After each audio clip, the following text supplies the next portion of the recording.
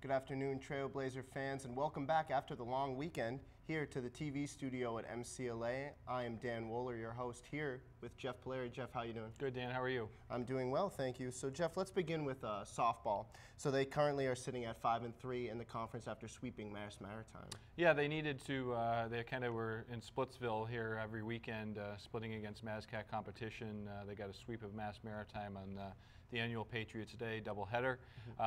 It puts them really in a log jam. I think there's 4 teams in the conference that are currently sitting at 5-3. Worcester is sitting on top of the conference at 6-2. So they got a much-needed pair of wins on Monday.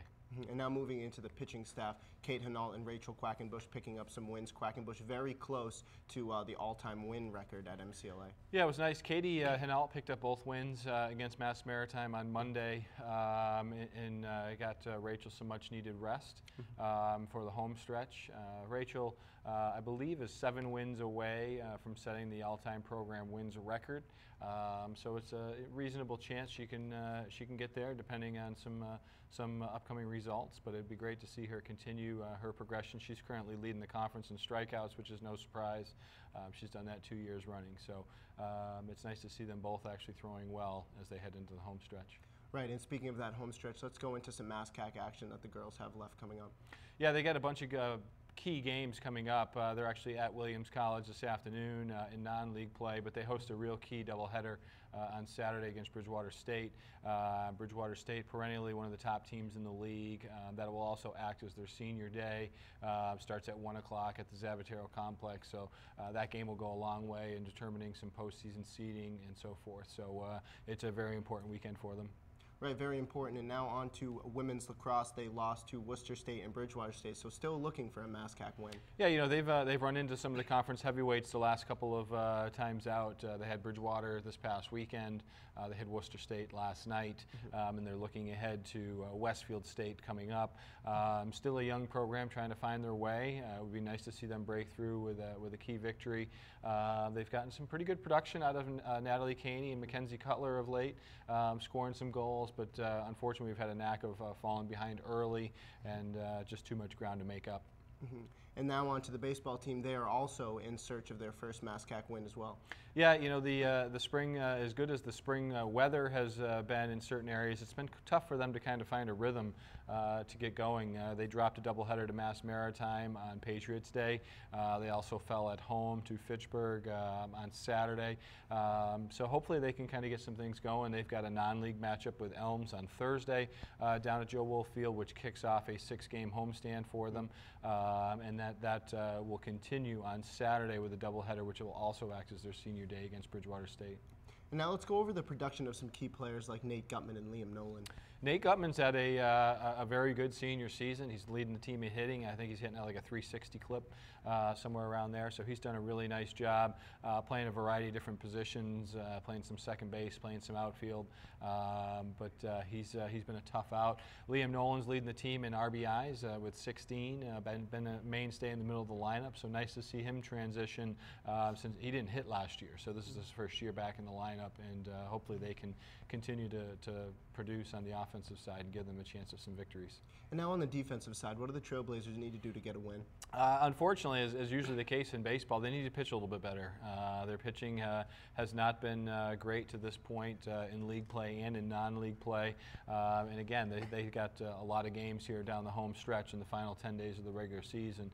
So hopefully their pitchers will step forward and start producing a little bit. Great.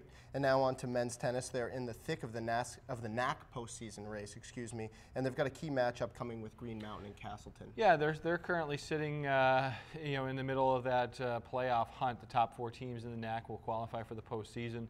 They've got a real key match with Green Mountain coming up here this afternoon, and then they go into the weekend on Sunday against Castleton. Both of those teams, Green Mountain, they lost a real tight match to earlier this year in non-league play. They lost 5-4. Castleton will be a tough matchup for them as well, but most likely needing a victory over one of those 2 programs to qualify for the postseason. They've had a very strong pair up front. Aaron Goldsmith and Rob Wobshanak have done very well in doubles play, and certainly as their top 2 singles players as well. And now before we take a look ahead at next week, recently we had D3 week here at campus, and Jesse Collins was able to preview that event for us and go over all that went on there. So let's talk about that. We don't have that. I wrote it in. Go. And now we'll take a look ahead at the full home slate on Saturday. Yeah, so we've got a bunch of home games coming up here this whole week, really, beginning on Thursday with baseball, but Saturday there's a full home slate. Baseball, softball are hosting Bridgewater State at 1 o'clock. Lacrosse is hosting Westfield State at 3:30. Tennis will be home on Sunday, and then the games will continue to roll early next week with Monday baseball and then Tuesday baseball, softball doubleheader. So a lot of good opportunities to see the Trailblazers in action. Right, and some of the teams were able to have some alumni games as well. Yeah, the spring also signals kind of the end of the semester, which also means some of the alumni games for some of our non-traditional programs going on. Men's soccer held an indoor alumni event that drew over 30 alums back to campus 2 weeks ago. Volleyball held theirs this past weekend, and then this weekend coming up here on Saturday morning, women's soccer will be hosting theirs, where we're expecting a very good turnout of over 30 alumni to come back and participate at Shoecraft Field. So always nice to see the alums come back and be a part of the program moving forward. And what does this week look like for the Trailblazers? So like I said, Senior Day is going to be coming up on Saturday for baseball, softball. Lacrosse will be the following weekend at the end of the month, and it's just going to be really heavy conference action going all the way through, which is usually the case.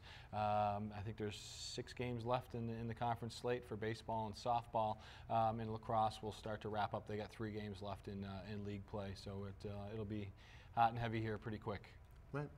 And fans, just like to thank you for watching, and remember to stay tuned with all of Trailblazer action. Make sure to follow us on all of our social media pages and check out the athletics website as well.